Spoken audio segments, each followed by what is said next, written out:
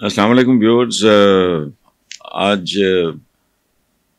इमरान से ही शुरू करते हैं, क्योंकि इस वक्त इस मुल्क का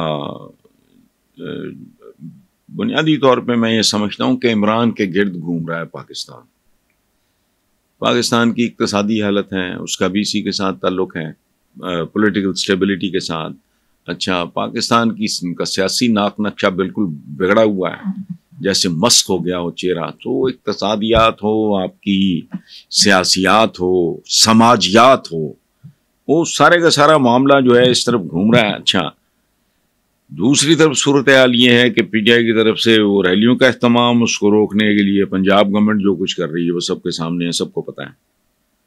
अच्छा, कारकर्दगी क्या है, आलाइशें वगैरह, बिल्कुल ठीक है, अच्छी बात है आलाइशें, लेकिन ये कारकर्दगी का एक इंतहाई मामूली जुज़वी हिस्सा है। असल बात है मुल्क को स्टेबल करना, लॉ एंड ऑर्डर कंट्रोल करना। ये अच्छा, एक और बात, वो एक पॉजिटिव बात है कि जो डुप्लीकेशन हो रही है या डाउन साइजिंग, ये वो करना महकमों की, असल में वो चीजें हैं। आलाइशें इतने आपने डंगर पाले हुए हैं टैक्स पेयर के पैसे पे, तो उनसे अगर प्रॉपर काम आप ले रहे हैं, that is something good. But बुनियादी तौर पे खजाना नाम की तो खैर इस मुल्क में कोई चीज रह नहीं गई। उसके ऊपर the way they are spending money, जिस बुरी तरह इश्तिहारबाजी अपनी जाती प्रोजेक्शन के लिए हो रही है, वो अफसोसनाक भी है, शर्मनाक भी है। अच्छा, इस तरह की सारी सूरत हाल है।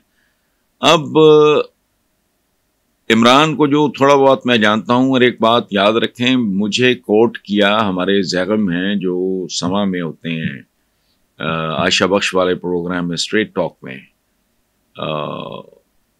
उन्होंने बल्कि याद दिलाया मुझे, उन्होंने हवाला दिया कि मैंने बहुत पहले एक बात की थी कि इमरान खान के अंदर डेथ विश बहुत स्ट्रांग है, वो अब मामलात से मावरा हो चुका है और ये सूरत हाल मजीद पुख्ता होती चली जाएगी। अच्छा, और उसकी इस बात में बेतहाशा दम है जब इमरान खान ये कहता है कि मैं नून लीगियों और इन लोगों के साथ मौसम की तब्दीली पे गुफ्तगू करूं। गर्मी कितनी पड़ रही है, मौसम के हालात पे इनके साथ गुफ्तगू करूं, इनके पल्ले है कुछ नहीं। अच्छा, दूसरी तरफ गंडापुर से किए गए वादे, इमरान कह रहा है, पार्टी का हेड है, वो कह रहा है कि वो तोड़े गए हैं। 22 घंटे की केपीके में लोड शेडिंग हो रही है, और वो कहता है कि मेरा अपना जो है ना कमरा, पंखा बंद हो तो वो अवन बन जाता है, तंदूर बन जाता है। अच्छा, और मैं आपको एक और वैसे बात बताऊं इमरान के सर्वाइवल की, ये जो चपड़गत्तू है ना, जो कहते थे कि जेल तोड़ देगी ये वो, एक बात कम लोगों को, जो इमरान को जानते हैं उनको तो खैर सबको पता है, इमरान ने कभी गर्मियों में एसी नहीं चलाया, ये ज़हन में रखें आप, और सर्दियों में हीटर इस्तेमाल नहीं करता। उसकी लॉजिक बड़ी सादा है, वो कहता है कुदरत ने मौसम यूं ही नहीं बनाए, इनको फेस करो, तुम्हारे अंदर बर्दाश्त पैदा होगी, कुव्वत पैदा होगी। उसका अच्छा इंतहा ये है कि जमाइमा से शादी के बाद, मैं तो वो वहां 1000 बार गया हूं, इसके घर में, पुराने घर की बात कर रहा हूँ, सीढ़ियां चढ़ते ही आगे आगे घर है, एंटर होते ही मेन दरवाजे से आगे सीढ़ियां ऊपर, फिर वो सारा यूनिट आता था इसका। अच्छा, वहां इमरान का वो रेजिडेंशियल एक यूनिट था, वो लंबा चौड़ा नहीं था।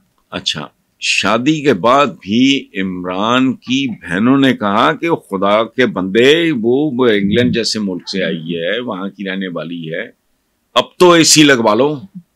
और वो भी इतनी बावकार ग्रेसफुल खातून थी, जमाइमा अल्लाह उसे खुश रखे, उसने कभी घर पे शिकायत जुबान पे नहीं लाया था। लेकिन बहरहाल उसके बाद ये इमरान की मैं आपको बता रहा हूँ आदात और कंडीशंस के बारे में जितना थोड़ा बहुत मैं जानता हूँ। अच्छा, तो वो तो गाड़ी में ने कभी किसी को एसी चलाने देता था, और ना एसी और ना हीटर, सर्दियां हैं तो फेस करो, कपड़ा जरा ज्यादा पहन लो, लेकिन ये एसी और हीटर वगैरह इन पे वो बिलीव ही नहीं करता। अच्छा, तो वो कहते हैं ना कि सोना आग में से गुजर के कुंदन बनता है, तो इमरान जैसा बंदा इस तरह की चीज में से गुजरेगा तो वो तो फिर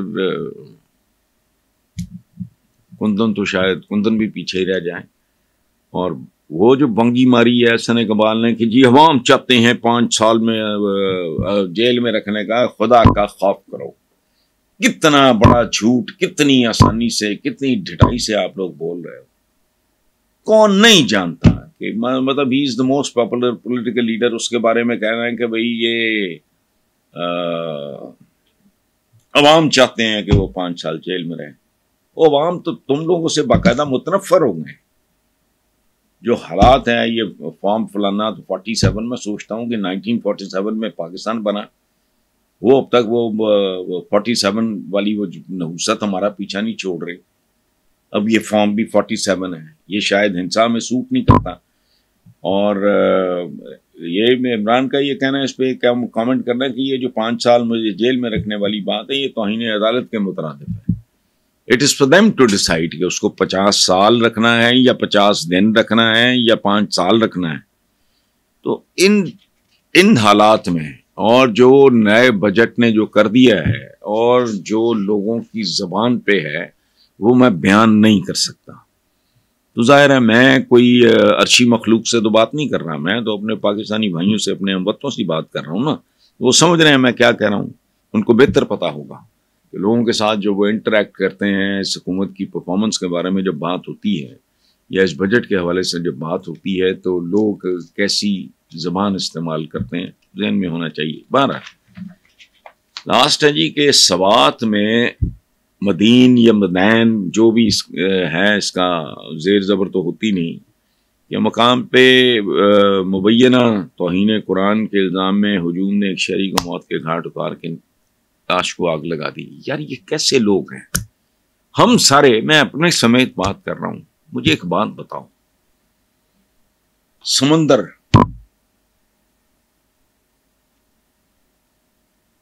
ایک ذرے کی حیثیت نہیں رکھتا خالق و مالک و رازق کے سامنے.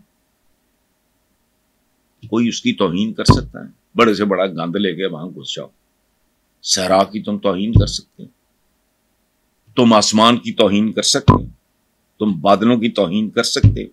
لیکن یہ نیم پاگل پن ہے. یہ نہ جانے کون لوگ ہیں جو مذہب کے نام پہ لوگوں کو غیر متوازن کر دیتے ہیں. ممکن نہیں ہے. اور اول تو سوال ہی نہیں پیدا ہوتا کوئی آدمی اس طرح کی جرت کرے. یہ وہ اگر کوئی اب نارمل ہے، پاگل ہے، اس نے آپ کو پتھر مار دیا ہے، وہ خودکشی بھی کر سکتا ہے.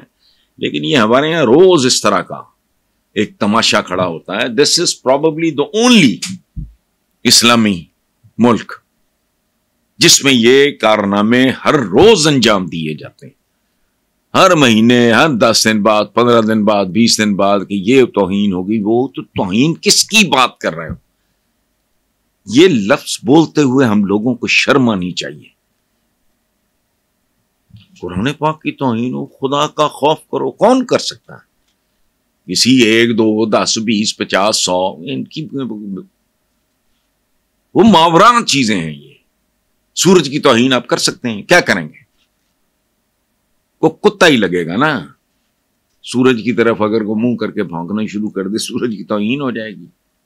تو یہ تو کائناتوں کے مالک کا پیغام ہے جس کے بارے میں بات کر رہے ہیں اور پتہ کرنا چاہیے. لیکن نہیں، یہ سارے معاملات، یہ سارے جرائم، یہ ساری مکروہ حرکتیں، ان کا تعلق ہے تعلیم اور تربیت کے ساتھ.